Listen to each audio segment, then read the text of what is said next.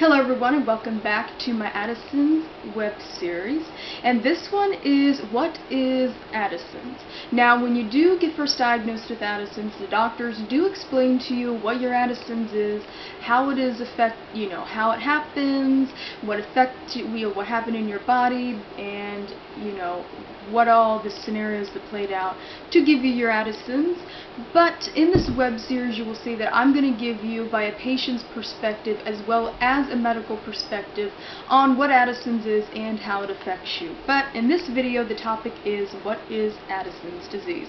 Now I do suggest if you have Addison's disease, definitely use the web as your best friend. I suggest WebMD or Mayo Clinic are the most reliable ones that I have found over my 10 years with this Addison's disease to be the most reliable and accurate for information. Now, since sometimes it's hard to describe the definition of things and what it exactly is correctly without tripping up on your words or going, oh, how do I best say that? I printed out off of the Mayo Clinic website the definition to Addison's disease, and I will read it off to you. Addison's disease is a disorder that occurs when your body produces insufficient amounts of certain hormones produced by your adrenal glands. In Addison's disease, your adrenal glands produce too little cortisol and often insufficient levels of aldosterone as well. Also called adrenal insufficiency, Addison's disease occurs in all age groups and affects both sexes. Addison's disease can be life-threatening. Treatment for Addison's disease involves taking hormones to replace the insufficient amounts being made by your adrenal glands in order to mimic the beneficial effects produced by your naturally made hormones.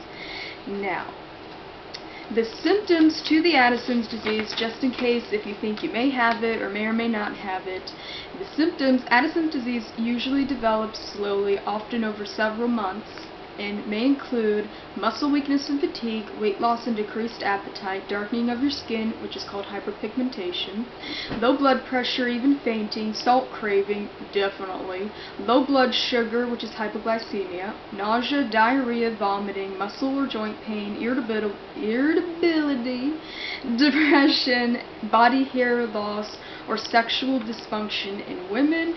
And if you have a child going into puberty, and you notice their puberty starts to reverse itself, like if women start to develop breast, if your daughters start developing breast, and you notice that the breast development reverses, or if they start showing signs of starting their period, you women know what I'm talking about, and it starts to reverse, those are definite signs that there is something wrong.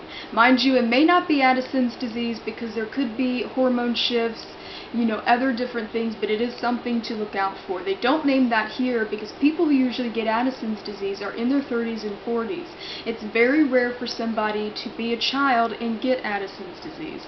Though I myself was 11 years old and going to my children's hospital, I was one of 3 patients out of my endocrinologist. Like, at the time I started seeing him, he was in practice for what already, like 13 years or something. We were only the 3 patients that he had seen in pretty much about southern Ohio area to have Addison's disease as children. So it's very rare, but it still happens. And acute adrenal failure. Sometimes, however, the signs and symptoms of Addison's disease may appear suddenly, and acute adrenal failure, Addison's crisis, which is something you have to look out for throughout your entire Addison's disease, is a Addison's crisis. The signs and symptoms of this may include pain in your lower back, abdominal, and legs. I've never had that. Severe vomiting and diarrhea leading to dehydration, low blood pressure, loss of consciousness. You'll know your low blood pressure and you're tired before you'll pass out, at least for me. And high potassium. When to see a doctor?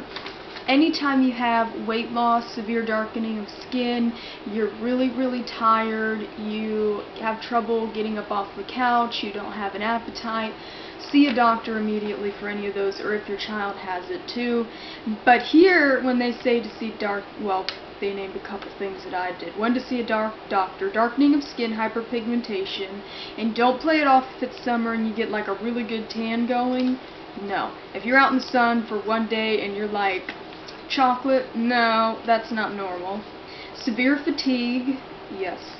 Unintentional weight loss, and I'm talking weight loss. I'm not talking 10 pounds, I'm talking like 30, 40, 50, huge amounts. Gastrointestinal problems such as nausea, vomiting, and abdominal pain. Definitely nausea. Now, in my family, we don't vomit a lot. Some people don't, some people do, and I didn't have the vomiting, but I'm pretty sure other people might. Dizziness or fainting, salt cravings, muscle or joint pains. Now, those are the symptoms to it. I have the salt cravings like crazy. When I would pour salt into the palm of my hand and just eat it out of my hand, I had such crazy salt cravings. Now, that is what Addison's disease is and what the symptoms are. Now, I'm going to tell you how the Addison's disease will exactly affect your life. And this is, you can't run. Now, I come across somebody who has adrenal issues and supposedly Addison's, and he's running marathons. Now, I guess if you are older and adult and get this, it may do different things for you, but I can't run. I can't flat out be running at all. I can't jog, I can't run. The best thing to do, in my opinion, is just take nice strolls, or even hiking was more realistic, in my opinion, than jogging. You have lower stamina for the rest of your life, and what I mean by lower stamina is you can't handle doing things like you used to. You can't go as long, do as long, and run as hard. Even on the medication, and even after 10 years, it's not any different compared to when you first get sick. You do improve a little bit, but you can't do as much as you used to do. And if you do push yourself and try to push past when you are tired or lethargic and feeling just you're just going to have a poor quality life altogether. Getting sick has a new meaning, definitely. A lot of people I've heard, they throw up with Addison's disease or have severe diarrhea and don't do their shot kit. That is a complete no-no. It can kill you. I got rotavirus at age 12, a year after I'd been diagnosed with the Addison's disease. And if you have kids, or you know people, and you know what roto or noro is, roto is the childhood version of noro. It is a horrible stomach virus, and anytime you get sick with Addison's disease, you get sick twice as hard as other people. So if people get the sniffles, you get a cold. If people get a cold, you get a severe cold. So anytime you get sick with Addison's, it's double time worse. The same as if you have a kid and they get chicken pox. Truthfully, chicken pox might be a little bit more easier for a kid if they're on steroids to go through. Possibly, but chicken pox was hella vicious for me. And I got chicken pox before I was even diagnosed. But with Addison's disease, you'll see once you get diagnosed and you look back on your life, you'll see the little bits of where it was presenting itself. And definitely the way I got the chicken pox so severe showcases the Addison's. So definitely take getting sick serious. Definitely. Meds affect your weight and mentally, and hunger and roid rage.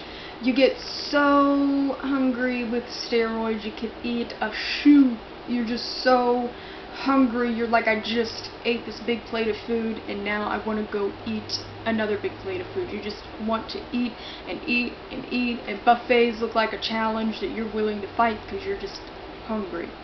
Now, I will say I do have tips on how to exercise and lose that weight you put on, because there's a phase I went through where I put everything in my mouth and gained a bunch of weight.